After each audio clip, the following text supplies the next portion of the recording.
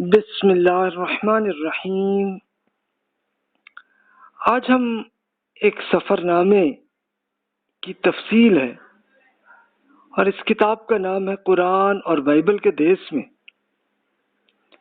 یہ دیکھیے کہ اس کی جو پکچر آ رہی ہے کہ جو عین مکہ مکرمہ کی انٹری کے موقع پر یہ بنی ہوئی پکچر ہے۔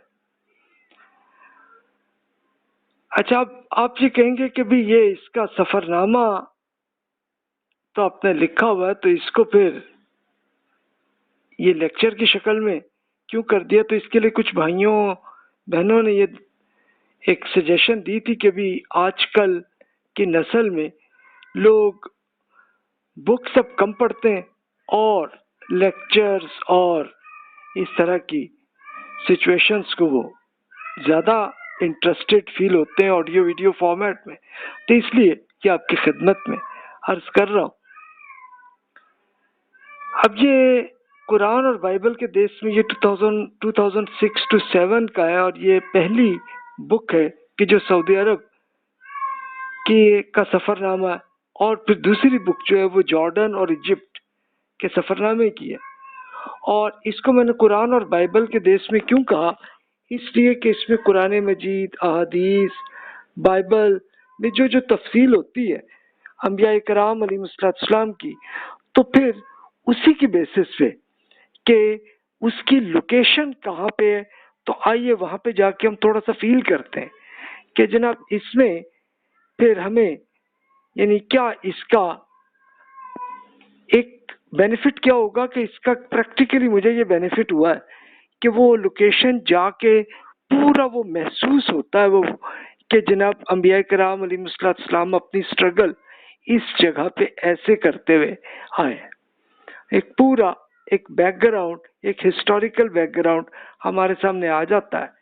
تو اس بک میں آپ دیکھیے تو اس کے اندر تو پہلے تو دباچہ اور پھر روانگی برائے سعودی عرب، وہاں پہ پھر جدہ، مکہ، جبل نور اور غار ہرا، مکہ مکرمہ کے دیگر تاریخی مقامات، یعنی سٹارٹ ہم مکہ مکرمہ کے سفر نامے سے کرتے ہیں، پھر اس کے بعد سفر حج اور پھر سفر ہجرت۔ اب یہ کیا ہے؟ یعنی ہم نے کہاں سے ہجرت کر لی؟ نہیں، یہ اصل میں رسول اللہ صلی اللہ علیہ وسلم نے جب ہجرت کر کے مکہ مکرمہ سے مدینہ منورہ تشریف لائے تھے، تو میں نے اس کی خاص طور پر ہسٹوریکلی جو بھی ایسی لوکیشنز مل سکیں تو میں نے پھر وہاں پہ سفر کیا، اس لیے اس کو سفر ہجرت کا چیپٹر میں نے کہہ دیا اسے۔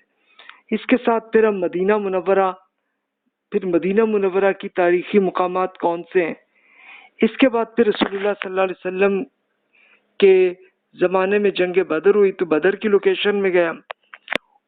احد، جب رسول اللہ صلی اللہ علیہ وسلم کے ساتھ مکہ مکرمہ کے لوگ حملہ کرنے آئے مدینہ منورہ میں، تو وہاں پہ پھر یہ جنگ ہوئی، اور پھر ایک بار پھر حملہ کرنے آئے تو یہ خندق کی جنگ ہے، جو آپ پڑھ چکے ہیں کہ آپ نے رسول اللہ صلی اللہ علیہ وسلم کی سیرت نبوی میں جو بھی لوکیشنز آپ نے پڑھی ہوں گی بکس میں، تو وہ یہ لوکیشنز ہیں جہاں پہ میں گیا اور جا کے کیا۔ اس کے بعد پھر ہم طائف بھی گئے۔ اس کے بعد پھر یہ آیا کہ چلیں سعودی عرب کے کچھ اور علاقے بھی دیکھیں، تو جہاں جیزان، فیفا اور ابہا وہاں کا کیا، اور پھر دمام، النجر اور الخبر سوری میں نے یہ غلط کہہ دیا لفظ، الخبر اور بحرین کوزوے وہ دیکھی۔ اب یہ تو خیر دنیاوی ہے معاملہ، لیکن پھر اس کے بعد خیبر، یہ جب رسول اللہ صلی اللہ علیہ وسلم کے زمانے میں جیوز کے ساتھ زبردست قسم کی جنگ ہوئی تھی، تو وہ لوکیشن کی وہاں پہ۔ اور پھر مدائن صالح کے جس کا قرآن مجید میں ذکر ہے کہ جب حضرت صالح علیہ السلام کی قوم جہاں پہ سیٹل تھی، وہ اراؤنڈ اب سے 6000 سال پرانی بات ہے، 6000 BC ہے، یعنی اب سے تو اب 8000 سال سے بھی زیادہ ہے۔ تو ان کے گھر انہوں نے پہاڑوں میں تراش کیے تھے، تو وہ ایز اٹ از موجود ہے، تو وہ لے جا کے دیکھے۔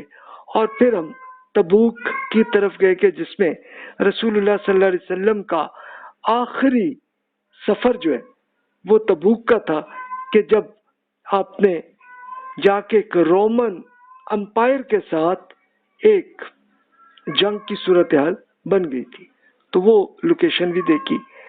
تو یہاں پہ یہ بک تو ختم ہوتی ہے، لیکن ظاہر ہے کہ اس کے بعد پھر آگے جارڈن بھی ہم گئے، پھر ایجپٹ بھی گئے، اور وہاں پہ پرانے انبیاء کرام علیہ السلام کی بہت سارا ایویڈنس مل جاتا ہے. تو ایک ہسٹوریکل نوعیت کا. تو آئیے میں تھوڑا پرسنل عرض کر دیتا ہوں کہ سفر میرا شوق ہے. میں ہمیشہ سے سفر کرنے میں خاصا لطف اندوز ہوتا ہوں. دوران سفر انسان اپنی روز مرہ کی زندگی سے نکل کر فطری زندگی کی طرف لوٹتا ہے. شہر کی مصنوعی زندگی کی نسبت ہرے بھرے پہاڑوں، سر سبز و شاداب کھیتوں، لقودق صحراؤں، شوریدہ دریاؤں، نیلے ساحلوں اور پرسکون جھیلوں کی زندگی میرے لیے بہت کشش کی حامل ہے. رب کریم کی بنائی ہوئی یہ دنیا انسانوں کی بنائی ہوئی دنیا سے بہت مختلف ہے. اس میں ایک سکون ہے جو ہر صاحب ذوق کو اپنی طرف متوجہ کرتا ہے. صرف یہی نہیں بلکہ سفر میں انسان دوسرے علاقوں کے رہنے والے انسانوں سے بھی ملتا جلتا ہے. ان کی رسم و رواج، قوانین، رہن سہن، لائف اسٹائل اور لین دین کی طریقوں سے واقفیت حاصل کرتا ہے. آثار قدیمہ کے مطالعے سے قدیم دور کے انسان کی زندگی کے انہی پہلوؤں سے آشنائی حاصل ہوتی ہے. ان سب میں سیکھنے کے بہت سے پہلو ہوتے ہیں جو انسان کی اپنی عملی زندگی میں کام آتے ہیں. شاید اس لیے کہا جاتا ہے کہ سفر وسیلہ ظفر. زیر نظر سفر نامہ ہے. میرے ان سفر کی روداد ہے جو سعودی عرب میں دوران قیام میں نے دنیائے عرب کے مختلف حصوں کی طرف کیے ہیں. مجھے ان جگہوں کو دیکھنے کا جنون کی حد تک شوق تھا کہ جہاں رسول اللہ صلی اللہ علیہ وسلم نے اپنی زندگی بسر فرمائی. ان مقامات کے علاوہ میں نے یہ بھی کوشش کی کہ ان مقامات کو بھی دیکھا جائے کہ جن کا ذکر قرآن مجید میں ذکر آیا اور بائبل میں بھی انہی لوکیشنز کا ذکر آیا.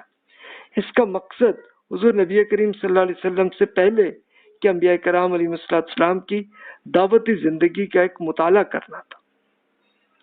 میں نے یہ کوشش کی ہے کہ ان مقامات سے متعلق قرآنی آیات، احادیث اور بائبل کی آیات کے حوالے بھی ساتھ ہی فراہم کر دوں تاکہ وہ لوگ جو میری طرف یہ شوق رکھتے ہوں تو ان سے ایک استفادہ حاصل کر سکیں. اور اس کے ساتھ ساتھ پھر میں بہت سارے سیٹلائٹ نقشے بھی یہاں پہ آپ کی خدمت میں وہ عرض کر رہا ہوں، اور اس کے لیے پھر گوگل ارتھ کا شکر گزار ہوں کہ اس کے ساتھ یہ ہوا. اور اس کے ساتھ پھر ایک محترم بھائی محمد ہاشم عارف صاحب کا بھی شکر گزار ہے کہ انہوں نے اسی سفر نامے کی بہت ساری بکس کے ساتھ انہوں نے ایسی پکچرز دی ہیں، وہ بھی میں آپ کی خدمت میں شیئر کرنے لگا ہوں. اور انہوں نے پھر اسی سفر نامے کو ایک باقاعدہ پرنٹڈ فارمیٹ میں پبلش بھی کر لیا اور وہ کر رہے ہیں مارکیٹ میں. تو اب میں آپ کی خدمت میں اس کی یہ عرض کرتا ہوں کہ یہ 2006-07 کا یہ سفر نامہ ہے.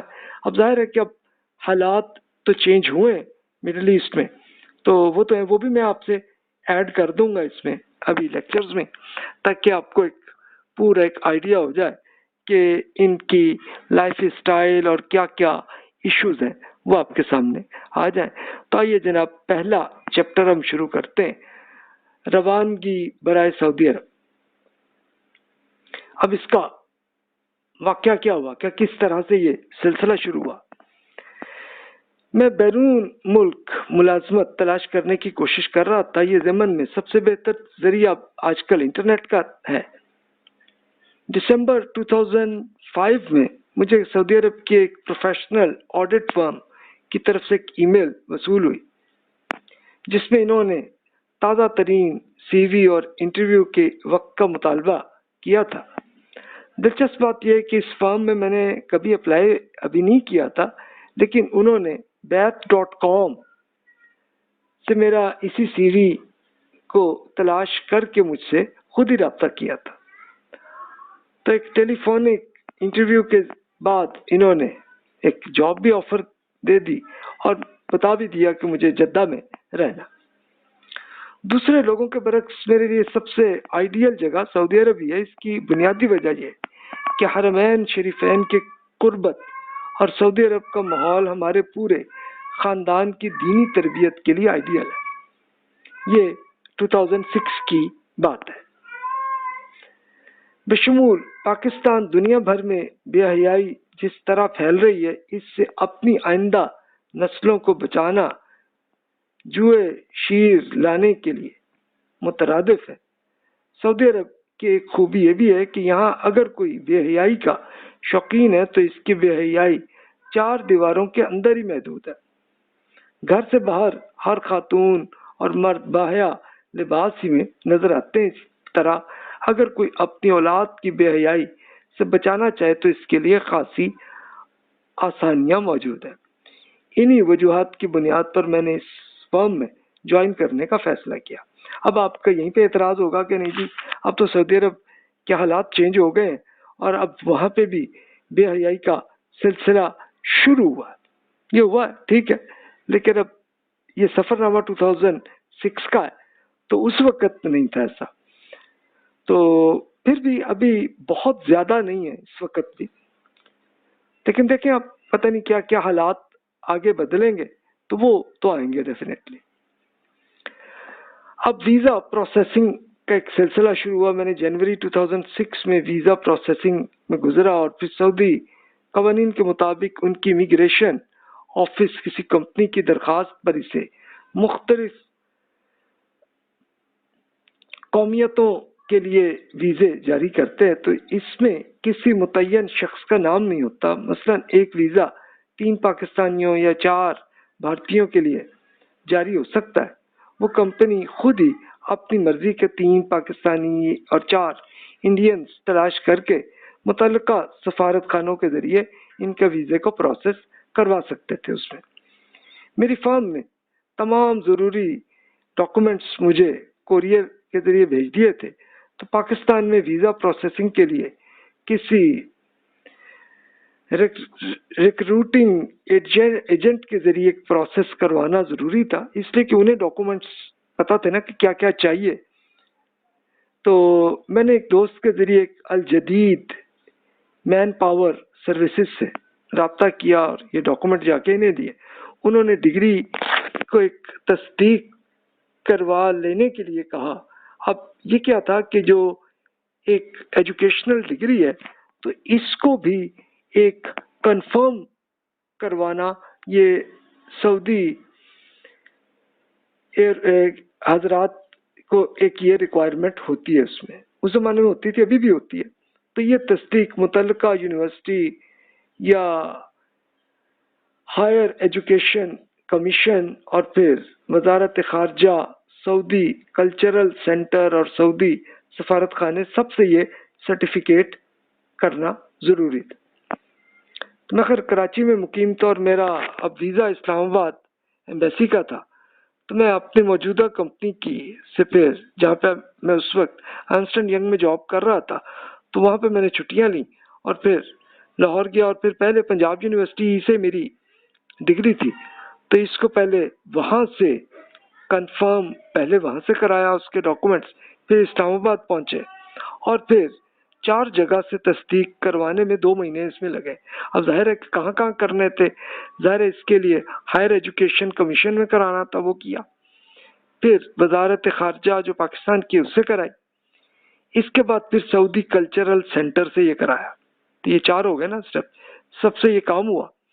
پھر اسی پھیرے میں اپنی فیملی کے جو ڈاکومنٹس ہیں یعنی نکاح نامہ اور بچوں کے لیے بھی ایک سرٹیفکیٹ کہ وہ بھی میں نے کنفرم کروایا وہاں پہ. اور پھر وزارت خارجہ اور سعودی ایمبیسی سے ہونا ضروری تھا. اب آخری سٹیپ تو یہ پوری تصدیق کے بعد کنفرمیشن کے بعد پھر ڈاکومنٹس میں نے الجدید والوں کو دیے تو انہوں نے پھر لے کے 4 دن میں ویزا लगवा के पासपोर्ट वापस दे दिया। तो अपनी मौजूदा मुलाजमत से अब रिजाइन भी करना था, तो मेरा इरादा जल्द से जल्द हो जाए ये मामला कि अभी अभी हज खत्म हुआ था उस टाइम। इन उस जमाने में हज जो है वो दिसंबर के एंड और जनवरी के शुरू में हो रहा था, और उम्रा के वीज़ों का भी सिलसिला शुरू नहीं था, इसलिए फ्लाइट्स भी अभी खाली थी। तो खैर बहरहाल वो रिज़ाइन किया तो अर्नस्ट एंड यंग ने भी फिर अलाउ कर लिया मुझे। तो फिर सऊदी एयरलाइन के एक फ्लाइट पर सीट बुक करवा ली और फिर 10 फरवरी 2006 को जद्दा से रवाना हुआ। अब रवानगी भी एक दिलचस्प तजर्बा हुआ। सफरनामों के अक्सर मुसन्निफीन अपने सफर पीआईए से करते हैं और इसके नाकिस कारकर्दगी का बड़ा कोरोना रोते हैं, तो बेचारी पीआईए को तो महज कौमी एयरलाइन होने की वजह से इसमें बातें बर्दाश्त करना पड़ती हैं। पर मेरा तजर्बा यह कि पीआईए का सर्विस इतनी भी बुरी नहीं है जितना कि लोग बयान करते हैं। मैंने चूंकि अपने सफर के लिए सऊदी एयरलाइन का ही इंतखाब किया था, तो इसलिए क़ारीन की ज़ौक़ की तस्कीन के लिए कोई बहुत ज़्यादा इस किस्म का आपको कुछ एक नमक और मिर्च वाली कोई बात आपको महसूस नहीं होगी। तो इसलिए, और मेरा कोई ज़ौक़ भी नहीं है कि मैं आपसे कोई इस नौयत की कोई मनफी चीज़ें ही शेयर करूं, इसमें कोई फ़ायदा नहीं है। चूँकि नज़रियाती तौर पर मैं कौम परस्ती के फ़लसफ़े का कायल भी नहीं हूँ, तो इसलिए कभी भी मैं बैनुल अक़वामी रूट पर कौमी एयरलाइन से सफ़र नहीं करता। कौमी एयरलाइन कौन सा अपने हम कौम अफराद की कम रेट पर आला सर्विस पेश करें कि जिसपे हम खुसूसी तौर पर इसकी रियायत भी करें। हम भी इसी एयरलाइन का इंतखाब करेंगे जो कम से कम किराए में अच्छी से अच्छी सर्विस कराए। कौम परस्ती के लिए अल्लामा इकबाल ने जैसे फलसफे के तौर पे शायरी में इरशाद फरमाया, इन ताज़ा खुदाओं में सबसे बड़ा वतन है, जो इसका पैरहन है वो मिल्लत का कफन है। तो खैर हम भी इम्प्रेस हुए उनकी शायरी से। कौमियत के बारे में मेरा पॉइंट ऑफ व्यू ये है कि मुल्क या कौम ये एक बहुत बड़े ख़ानदान से मिलती जुलती चीज़ है। हम में से हर एक की कोशिश होती है कि इसका ख़ानदान तरक्की करे तो दूसरे ख़ानदानों के मुकाबले में इससे नुमाया मुकाम पे इज्जत हासिल हो। इस हद तक कौम परस्ती कि मैं भी कायल हूँ कि इतना तो होना चाहिए हमारे। हम सबको मिलकर अपने मुल्क और कौम की सर बुलंदी और तरक्की के लिए काम करना चाहिए। लेकिन इससे आगे बढ़कर जब मुल्क और कौम खुदा का मुकाम हासिल कर ले और इंसान दूसरी अक़वाम के लिए तासुब में मुब्तला हो जाए, तो फिर ये कौम परस्ती इंसानियत के लिए मोहलक बन जाती है। और ये वही है कि जिसे कुरान मजीद में जहालत करार दिया है। और ये कुरान मजीद में नहीं बल्कि पुरानी अरबी में भी यही लफ्ज़ इसी कॉन्सेप्ट पे आता है कि जिसमें आप अपनी कौम को खुदा कर लें कि अगर वो नेकी पे है तो हम भी नेकी पे, अगर वो बुराई पे जाए तो हम भी उस पे। तो हमारे यहाँ इसी नौयत का फिर ये आया कि अब वो कौम से आगे आके फिर लोगों ने अपने फिरकों के लिहाज से ये कर लिया, फिर उससे भी आगे चढ़ के अपनी अपनी पार्टी को इस लिहाज से कर लिया कि बस जी वो जिधर चले हम भी इधर चलेंगे। तो बस यही गलती हमारे यहाँ होती है। 20वीं सदी का आगाज कौम परस्ती के फलसफे के उरूज का जमाना था। तमाम यूरोपीय अक़वाम अपने मुल्क और कौम की मोहब्बत में डूब कर दूसरी अक़वाम पर चढ़ दौड़ी, जिसके नतीजे में आप देख सकते हैं कि दो ऐसी जंगें, फर्स्ट वर्ल्ड वॉर और सेकेंड वर्ल्ड वॉर में इंसानियत को तबाही के सिवा कुछ नहीं मिला, यानी उसमें बेनिफिट किसी को नहीं मिला, लॉस ही हुआ। अब फ्लाइट के लिए ऐलान मुकर्ररा वक्त से 1 घंटा पहले ही आ गया। मैं बड़े इत्मीनान से कराची एयरपोर्ट के सीआईपी लाउंज के खानों से अपने बैंक कार्ड की वजह से बिल्कुल फ्री में मैं बैठा हुआ था, लेकिन मैंने सोचा अभी टाइम काफ़ी है, तो खैर फ्लाइट के वक्त से आधा घंटा पहले मैं उठूंगा मैं। तो लाउंज वालों ने फ्लाइट के ऐलान को दोहराते ہوتے ہوئے مجھے زبانی کلامی دھکے سے لے کے مجھے نکالا وہاں سے. میں نے اب سارا سامان تو پہلے ہی بک کر لیا تھا، تو اب بالکل خالی آتی تھا کہ جیسے اسکندر دنیا سے گیا تھا. تو وہی حالت تھی. ایئر لائن کے عملے نے ایک تیوری چڑھا کر استقبال کیا. کہنے لگے جناب ہمارا ارادہ تو یہ تھا کہ فلائٹ کو آدھا گھنٹہ پہلے ہی ہم چلا دیں، لیکن آپ کی وجہ سے ہم رک گئے. دراصل اس پوری فلائٹ میں صرف 10-12 آدمی تھے، مسافر صرف 10-12 ہی تھے. اس لیے ان کی خواہش تھی کہ جہاز اس سے جلدی لے جائے. وہ تو میرے جہاز میں گھستے ہوئے جیسے یہ جناب بلند کیا تو پھر جیسے ملزم کی حوالات میں دھکیل کر دروازے میں بند کر دیا جاتا، بس وہی. اور 5 منٹ کے اندر ہی فلائٹ جو ہے جناب چل پڑی. یہ میرا پہلا تجربہ تھا کہ فلائٹ تاخیر کی بجائے وقت سے 15 منٹ پہلے ہی انہوں نے فلائٹ جو شروع کر دی تھی. اس سے میں نے یہ بھی سبق حاصل ہوا کہ بھی ٹھیک، آئندہ ہمیشہ اگر فلائٹ کے اعلان کے وقت ہی چلا جاؤں، خواہ اس کے لیے جہاز میں بیٹھ کر ہم بیٹھ کے کوئی اردو یا انگلش کا کوئی اخبار ہی پڑھ لیں یا کوئی بک ہی پڑھ لیں. ایک ٹائم تو چلو اس طرح ہم یوز کر سکتے ہیں نا. جہاز نے ٹیک آف کیا اور پھر شار فیصل کے اوپر سے ہوتا ہوا ملیز ندی کے کراس کرتے ہوئے ڈیفنس کے اوپر سے آیا اور پھر بائیں جانب کورنگی کا علاقہ تھا اور وہاں پہ کلفٹن کا ساحل نظر آ رہا تھا. کورنگی کریک پر پارکوں کا آئل پمپنگ اسٹیشن بھی نظر آ رہا تھا اور ملک میں درآمد کیے جانے والے جتنا آپ کا کروڈ آئل ہے اس کا زیادہ تر حصہ اسی اسٹیشن سے ملک کی وسط میں موجود پارکوں کی آئل ریفائنری، جسے مڈ کنٹری ریفائنری کہتے ہیں، تو وہاں پہ جاتا ہے. وہ سب نظر آ رہا تھا جہاز میں کہ بالکل زیادہ اونچا نہیں تھا بھی. وہ مڈ کنٹری ریفائنری کوٹ ادو کے قریب قصبہ گجرات میں اور ملک کے شمالی حصے کی ایک پورے آئل کی ضروریات کے لیے یہ بنائی گئی ہے. اور یہ سب سے بڑی جدید ریفائنری ہے جو اس زمانے میں تھی اور ہمارے ملک کا ایک بڑا ایسٹ تھا.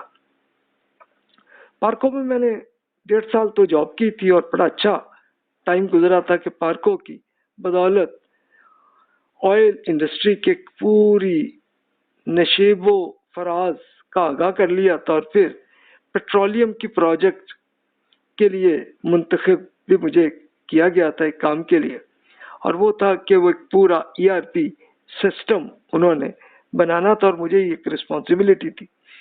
تو وہ پھر ریفائنری میں ہوا. پھر پارکوں سے میری خوشگوار یادیں وابستہ تھیں اس وقت بھی. پھر پمپنگ اسٹیشن کے آئل کے دیوہیکل ٹینک کے اوپر سے چھوٹے چھوٹے دائرے اب نظر آ رہے تھے. آئل کی ٹینکوں کو کیموفلاج کرنے کے لیے ان پر مٹی کا سا رنگ کیا جاتا ہے اور اوپر سبز رنگ کے پودے بھی بنائے جاتے ہیں تاکہ جنگ کی صورت میں اگر دشمن کے کوئی ہوائی جہاز پہ نظر نہ آئے. تو اس زمانے کی ٹیکنالوجی یہ تھی. اور پھر ہوائی جہاز سے یہ صاف نظر آ رہا تھا کہ جس سے یہ اندازہ ہوا کہ کیموفلاج کا یہ تکلف بالکل بیکار ہی ہے، اس لیے کہ آج کل کی ٹیکنالوجی ایسی آ گئی ہے کہ اب جنگ ہو رہی ہو تو پھر وہ ہوائی جہاز کو پوری صحیح چیز اسی گوگل میپ یا گوگل ارتھ کے ذریعے پوری صحیح انفارمیشن آ جاتی. بہرحال ماہرین دفاع وہ زیادہ بہتر جانتے ہوں گے. اب اس کے بعد مکران کے ساحل نظر آنے لگے اور ڈیفنس کریک کے اوپر سے گزرتے ہوئے اب ہم گوادر کی طرف یہ جہاز جا رہا تھا. نیلے سمندر میں دور دور تک پھیلے ہوئے بحری جہاز اب بالکل کھلونا کشتیوں کی طرح ہی نظر آ رہے تھے. چونکہ جہاز خالی تھا تو اس لیے میں جہاں دل چاہتا جس کھڑکی پہ آگے بیٹھ گیا، کبھی رائٹ پہ کبھی لیفٹ پہ، جدھر جو دل چاہ رہا دیکھنے کا وہاں پہ میں مل گیا ایکسپیرینس. کلاڑی پر تیل کا ایک دیو ہیکل جہاز لگا ہوا تھا جو شاید راس تنورا کی سعودی بندرگاہ سے آئل لے کر کماڑی پہنچا تھا. تو یہ نظر آ رہا تھا. لیکن اب یہ بھی ایک بالکل کھلونا کشتی جیسی شکل تھی. ظاہر ہے جتنے اونچے آئیں گے تو چیزیں چھوٹی نظر آئیں گی نا. اب سمندر کی تہ بھی صاف نظر آ رہی تھی. اب جناب ہم فلائٹ میں دیکھتے گئے چیزیں، اور پھر جب جہاز اس جگہ آ جاتا کہ وہ گہری زمین نیچے چلی جاتی ہے تو پھر آئل بالکل بلو کلر کا نظر آنے لگا. اب جہاز کے جتنے ایئر ہوسٹس کے بجائے ایئر ہوسٹ حضرات تھے وہ جلدی جلد کھانا سرو کرنے لگے، تاکہ کیونکہ اس کا مقصد کیا تھا کہ وہ آسانی سے خود وہ سونا چاہ رہے تھے. سعودی عام طور پر خواتین کے لیے زمانے میں ایئر ہوسٹس کے اس پیشے کو پسند نہیں کرتے تھے، تو اس میں سعودی ایئر لائن میں عموماً زیادہ تر یہی ہوتا تھا کہ غیر ملکی ایئر ہوسٹس ہوتی تھیں، لیکن خیر اس فلائٹ میں تو کوئی بھی نہیں تھی. اچھا اب ہوا کیا کہ جناب جہاز کا فاصلہ اور رفتار بتانے کا ایک میٹر بھی آیا تھا، جس میں لکھا ہوا تھا کہ جدہ 2100 کلومیٹر. ایک اسٹیورڈ کی توجہ سے مبذول کیا. میں نے کہا کہ بھائی یہ لگ رہا ہے کہ غلط ہے، کیونکہ میں نے گوگل سے دیکھا ہے تو یہ کلومیٹر زیادہ ہے. کہتا ہے اچھا جی ٹھیک ہے، میں پائلٹ کو بتا دیتا ہوں. اس کے بعد پھر وہ نظر نہیں آیا، اس لیے کہ جتنے بھی اسٹیورڈ تھے وہ حضرات بھی، ایئر ہوسٹ بھی، اور ایون مسافر بھی آرام سے 4 کرسیوں کی پوری ہتھیاں ان کو اوپر کر کے آرام سے بیٹھے سو رہے تھے، سونے لگے آرام سے، کیونکہ 4 گھنٹے کی فلائٹ تھی تو سب کے لیے ٹائم اچھا تھا. اچھا مجھے سونے سے زیادہ بھی فطرت کے مناظر کو دیکھنا تھا، تو میں کھڑکی سے یہی دیکھ رہا تھا. کراچی سے کچھ فاصلے پر ہی ہب پاور کمپنی کا پلانٹ نظر آیا، اور سب سے بڑی الیکٹرک کمپنی انٹرنیشنل پاور اس زمانے میں یہی بنی تھی.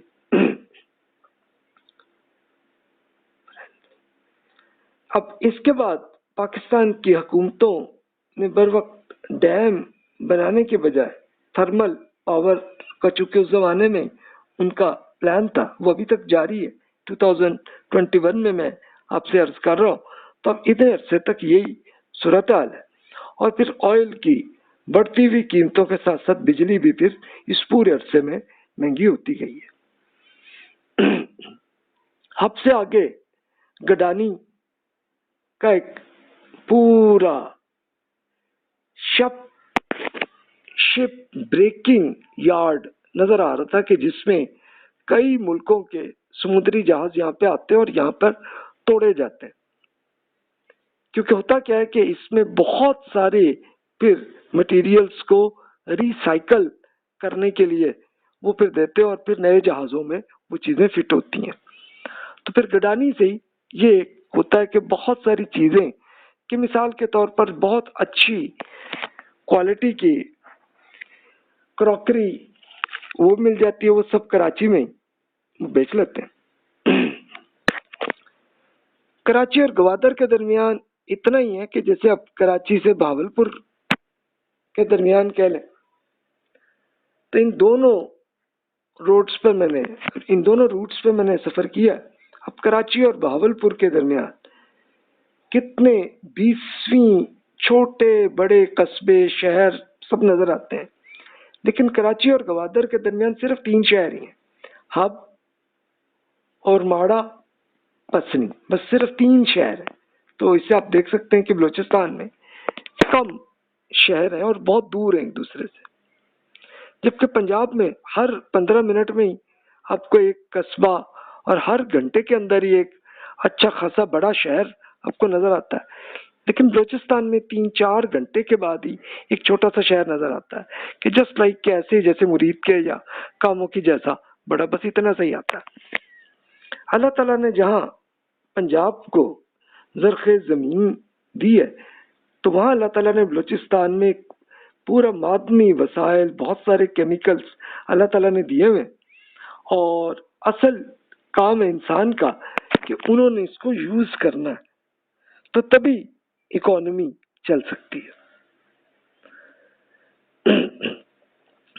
پنجاب میں ایکچولی ایک اچھا یہ کام بھی ہوا ہے کہ وہاں کے لوگوں کے کافی حد تک جاگیردارانہ نظام کافی حد تک ختم ہوا، لیکن سندھ اور بلوچستان میں ابھی تک یہ سلسلہ ابھی تک ختم نہیں ہوا۔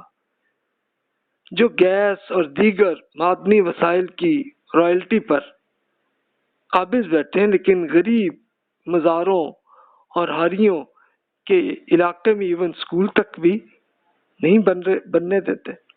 تو یہ حالت ہے بہرحال۔ اللہ تعالیٰ سارے ہماری اگلی نسل کو اللہ تعالیٰ ان کو ہدایت دے تاکہ یہ پھر ان کو پھر پوری ایجوکیشن تو کم از کم ملے۔ پنجاب کی حالت بھی ایسی ہی تھی، اراؤنڈ آپ کہہ لیں کہ 1950-60 کے زمانے میں یہی تھی، لیکن اب کم از کم ایجوکیشن کا سلسلہ آ گیا، اور پھر اسی طرح پختونخوا میں بھی الحمدللہ کافی حد تک آ گیا۔ اب 15 منٹ کے بعد ہم اور ماڑا پہنچے، جو کہ چھوٹا سا شہر ہے۔ یہاں پہ نیوی کا ایک بڑی ایک بیس ہے، اور یہاں پہ اور ماڑا کسی جام کے پیندے کے مانند ہے۔ یہ پکچر آپ کے سامنے ہے کہ یہ بالکل ویسے ہی ہے، اور گوادر بھی بالکل اس سے ملتا جلتا ہی ہے۔ اچھا، اب آئیے آگے دیکھتے ہیں کہ ساحل سے سراہی کی گردن جیسی ایک بالکل یہ شکل ہے جو سمندر کے بیچ میں ایسی ایک چوڑی ہو رہی ہے۔ تو یہاں کے یہ گوادر بنی، اور تھوڑی کچھ منٹ میں ہم گوادر کے ساحل پہ بھی پہنچے، اور ماڑا کی طرح یہاں پہ بھی بالکل ایسی پٹی پر مشتمل تھا جہاں سمندر کے اندر کسی جام کے پیندے کی طرح یہ شکل موجود ہے جو آپ کو یہ پکچر میں آ رہی ہے۔ اور یہیں پہ آ کے اب گوادر کی جو بندرگاہ ہے، پورٹ جو ہے وہ بن گئی الحمدللہ۔ تو ایک یہ بینیفٹ دیا اللہ تعالیٰ نے۔ چونکہ اس علاقے میں سمندر کے ساتھ پہاڑ موجود ہے، تو اس لیے یہاں پہ سمندر زیادہ گہرا، اس لیے گوادر ڈیپ سی پورٹ کہا جاتا ہے۔ تو اس سے یہ ایک ایڈوانٹیج ہے کہ کراچی کا ایک بندرگاہ پر جو آئل آتا ہے تو اس میں 70,000 میٹرک ٹن ہوتا ہے آئل جو ہے، لیکن گوادر کی بندرگاہ میں اس سے 500,000 میٹرک ٹن آئل آ سکتا ہے۔ اور وہیں سے اب یہ فیوچر میں ایڈوانٹیج یہی ہے کہ یہاں سے پھر یہ افغانستان، تاجکستان، ازبکستان، کرغیزستان سب تک ہی آئے۔ تو یہ پلان پاکستان کا یہی ہے، اور وتھ چائنا ایک معاملہ چل رہا ہے ابھی۔ اب آئل ہمارا یہ حالت ہے۔ اچھا، اب ہمارا جہاز جو اب چلتا چلتا اب آیا تو ایران کا ساحل تھا، لیکن اب وہ دور تھا، اور بحیرہ عرب یہاں جا کے سمندر جو ہے وہ تھوڑا تنگ ہوتا ہے، اور بالآخر ایک آبنائے ہرمز اسے کہا جاتا ہے، تو وہ خیر ہمیں نظر آ رہا تھا۔ اس کے بعد یہ جب پھیلتا ہے اور خلیج فارس میں تبدیل ہوتا ہے، ایک تھوڑا سا پھیل کے ایک بڑی سی جھیل بن جاتی ہے جو کہ سمندر جیسی فیل ہوتی ہے۔ اس میں ایک طرف ایران ہے، بائیں طرف عمان ہے۔ چونکہ ایرانی ساحل خاصے دور تھے، اس لیے اب لیفٹ پہ کچھ زمین نظر آ رہی تھی، تو میں اس میں آیا تو یہ عمان تھا جو کہ سرسبز ملک ہے، کہ جو کہ عرب ممالک کی نسبت پاکستان جیسا نہیں ہے، لیکن عرب ممالک میں یہ نسبتاً زیادہ سرسبز ہے۔ اس میں سبزے سے ڈھکے چھوٹے چھوٹے پہاڑ نظر آ رہے تھے، جو اب نیچے بیٹھے تو بہت اونچی نظر آئے، لیکن ظاہر ہے کہ جہاز سے تو بہت چھوٹا آئے گا۔ عمان سے گزر کے اب ہم اس کے بعد سعودی عرب کا ایریا آیا، تو یہ اس میں سب سے بڑا صحرا سب سے پہلے آیا کہ اس کو رب الخالی ربا کا مطلب یعنی فورتھ کوارٹر جسے کہتے ہیں، اور خالی کا مطلب کہ یہ خالی ہوتی ہے، یعنی اس میں آبادی نہیں ہے۔ اب سعودی عرب کے کوئی 52% حصے پر مشتمل ہے. یہاں کوئی آبادی اور روڈز بھی نہیں ہے، لیکن آئل یہاں پہ بہت ہے. تو یہاں پر صرف سعودی آرامکو کے انجینئر جی اپنی جیپوں یا ہیلی کاپٹر کے ذریعے وہ آتے ہیں اور آ کے پھر وہ وہاں سے پھر یہ آئل کو نکالنے کا کچھ سلسلہ کر سکتے ہیں. رب الخالی میں یہ خوبصورت صحرائی مناظر ہے کہ جس میں شہروں کے قریب وہاں ایڈونچرزم میں یہاں پہ جیپوں کے ذریعے لوگ پھر یہاں پہ ڈیزرٹ سفاری یہاں پہ یہ عرب لوگ کرتے ہیں. صحرا میں کہیں تو ریت کے بڑے بڑے سمندر ہیں جس کی لہریں پانی کی لہروں کی طرح معلوم ہوتی ہیں، یعنی وہ اس کی اس طرح سے ریت جو ہے اڑتی ہے کہ بالکل آپ کو یوں لگا کہ جیسے بارش ہو رہی ہے، لیکن ہوتی وہ ایکچولی ریت ہے جو سیدھی آ کے لگتی. ایک مقام تو ایسا تھا کہ جہاں بے شمار گندم گنبد کی شکل کے بہت سارے ٹیلے جو ہے وہ بھی پڑے ہوئے تھے، یعنی چھوٹے چھوٹے پہاڑ تھے. تو اللہ تعالیٰ کی صنائی پر میں دنگ رہ گیا اور میرا وجود اس کی عظمت کا تصور کر کے کانپ اٹھا کہ بھی اللہ تعالیٰ نے ایسی چیزیں بھی اللہ تعالیٰ نے بنائی ہیں. رب الخالی کے بعد پھر الباحہ کا علاقہ ہے جو کہ سعودی عرب کا ایک سرسبز علاقہ ہے. اس کے بعد پھر پیلے پہاڑ آنے شروع ہوئے کہ اب یہاں پہ سرسبز علاقہ ختم ہوا، لیکن ساتھ جہاز میں اعلان بھی ہوا کہ ہم میقات کے قریب آنے لگے. اس لیے جن حضرات نے بھی عمرہ کرنا ہے تو احرام باندھ لیں.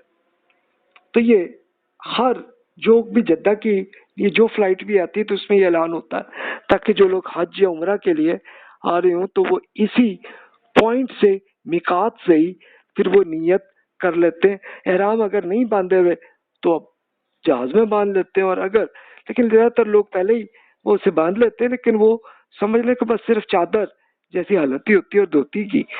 اس کی جب نیت ہے وہ میقات میں ہی ہوتی ہے، تو تب جا کے آپ حج یا عمرہ کر سکتے ہیں. تو لیں جناب ہم پھر جدہ پہنچ گئے ایئرپورٹ پہ، اور یہ گوگل ارتھ پہ میں پہلے ہی دیکھ چکا تھا. یہاں پہ ہم پہنچے جناب، اور ان دو حدود کے درمیان جدہ شمالاً جنوباً پھیلا ہوا، اور ایئرپورٹ جدہ کا انتہائی شمال میں بھی موجود ہے اور ایک جنوب میں جو کہ سعودی ایئر لائن کا ہے. لیکن اب آ کے تو ہوا کہ انہوں نے ایک نیا ایئرپورٹ مزید بنا دیا، اور اب یہ ہو گیا ہے کہ اس کے ہاں باقاعدہ صحیح طرح سے ٹنلز جہاز کے ساتھ فٹ ہو گئی. وہ اب آ کے ہوا ہے، یعنی وہ آلموسٹ وہ اویلیبل ہوا 2018 سے لے کے اس کے بعد یہ سلسلہ ہوا. ورنہ اس سے پہلے یہی ہوتا تھا کہ وہ ایک خاص جہاز کی پارکنگ پہ وہاں پہ کرتے اور وہیں پہ پھر آپ اترتے سیڑھیوں سے اور پھر بسیں لے کے جاتی تھیں تو ایئرپورٹ میں. تو اس زمانے میں یہ تھا، لیکن اب آ کے انہوں نے یہ چینج کر لیا. جدہ ایئرپورٹ حج اور رمضان کے مہینوں میں دنیا کا سب سے مصروف ترین ایئرپورٹ بن جاتا ہے.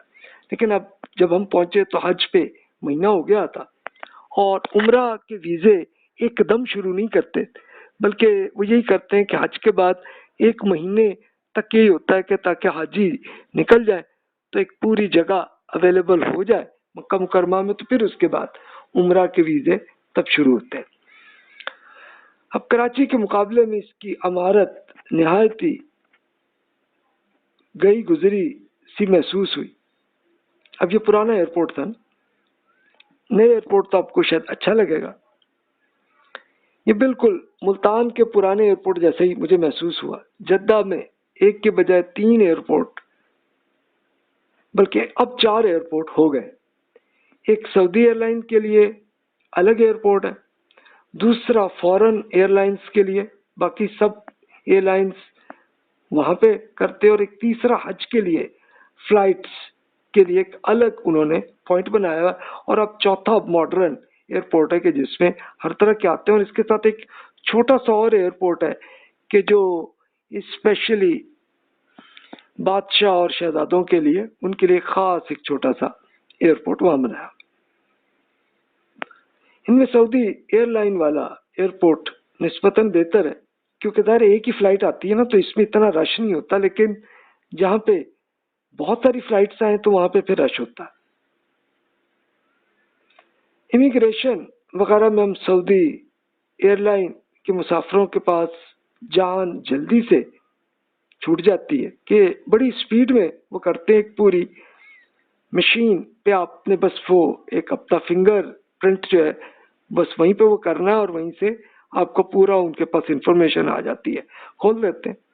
ठीक है जनाब, आप पे उन्होंने स्टैंप कर दिया, ठीक है।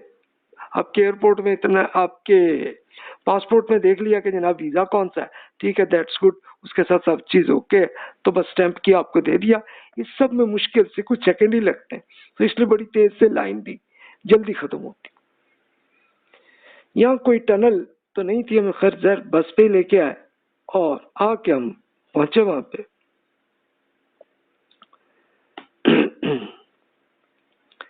अच्छा, अब हुआ क्या कि इमिग्रेशन काउंटर के बेजार सूरत नौजवान तो बस जल्दी से जान छुड़ाना बस चाह रहे थे, उस जमाने के वो ऐसे थे। तो फिर एक बंगाली पोर्टर वो मिले, तो हमारे दफ्तर के एक सुडानी ड्राइवर खड़ा में सामने, वो एक उनका नाम आदिल साहब थे, तो वो सामने मेरे नाम का एक पूरा पर्चा लिख के तो वो खड़े हुए थे। तो अब जब उनसे मुलाकात हुई तो महसूस हुआ कि सुडानी लोग जो हैं वो काफ़ी हंसी मजाक और खुश रहते हैं। तो ये उनसे स्टार्ट ही उन्होंने पहली मुलाकात में उन्होंने जुगत करनी शुरू कर दी।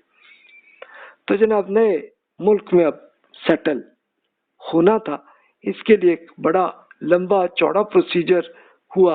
पहले तो खैर हम डायरेक्ट ऑफिस में पहुंचे और ऑफिस में इस कंपनी में मुख्तलिफ लोगों के हमारे कोलीग्स थे, इजिप्शियन, सऊदी अरब के भी हैं, फिर जॉर्डन, लेबनान, फ़लस्तीन, इंडियंस, पाकिस्तानी, सबसे मुलाकात हुई, बड़ी अच्छी हुई।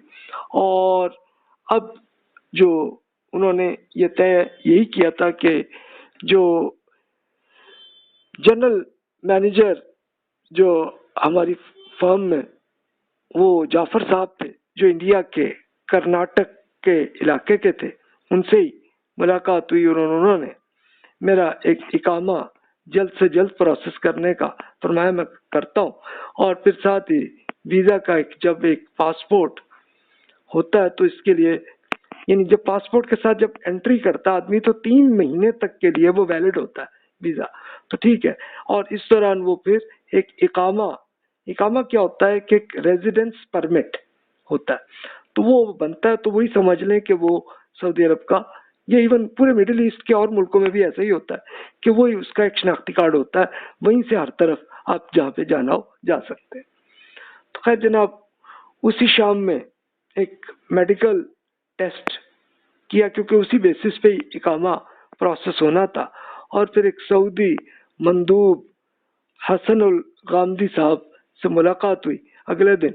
उन्होंने पूरा ये डॉक्यूमेंट लिए और वो 5 फुट के अरब बद्दू थे, लेकिन बात करते हुए अल्फाज कम बोलते थे और उछलते ज़्यादा थे, उनका एक स्टाइल था।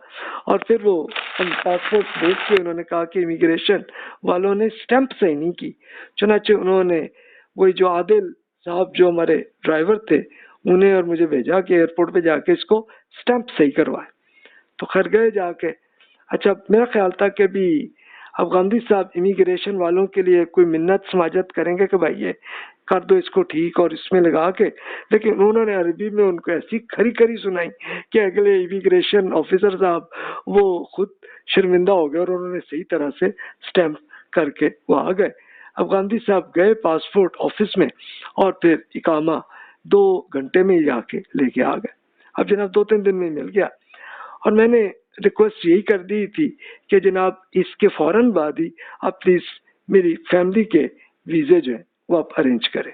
तो वो भी फिर उन्होंने कर दिया और फिर जुमे के दिन तक पहुंच के ये वीजा ऑफिस की और फैमिली का वीज़ा भी मिल गया हमें अल्हम्दुलिल्लाह। उस ज़माने में बड़ा जल्दी से हो गया सब कुछ। अब उसी दिन मैंने ड्राइविंग लाइसेंस को भी अप्लाई कर दिया ताकि जल्दी से हम गाड़ी खुद चला सके, अपनी परचेज भी कर लें और चला भी सके, वरना गाड़ी सऊदी अरब में परचेज भी नहीं कर सकते जब तक आपका ड्राइविंग लाइसेंस ना हो। तो खैर अब सऊदी अरब की जो एक लेफ्ट हैंड ड्राइव है, तो अब लेफ्ट हैंड ड्राइव के लिए आपको लेफ्ट से हो तो इसमें आदमी स्टार्ट में कंफ्यूज होता है, लेकिन मैं उससे पहले ही कुछ अरसे के लिए एक असाइनमेंट में, मैं कुवैत में था और वहीं पे मैंने प्रैक्टिस कर दी हुई थी, तो इसलिए कोई मुश्किल नहीं हुई, इजीली पूरा प्रोसेस हो के ड्राइविंग लाइसेंस भी जो है वो मिल गया अल्हम्दुलिल्लाह, कि इसमें भी कोई मुश्किलात नहीं हुई। और अब उसके बाद फिर अब यही था कि जनाब अब गाड़ी होनी चाहिए, तो जनाब गाड़ी जो है उसके लिए फिर अब जाहिर है कि उसके लिए एक मुश्किल काम था, घर ढूंढना, सेट करना, उस सबके लिए गाड़ी की ज़रूरत थी वहाँ पे।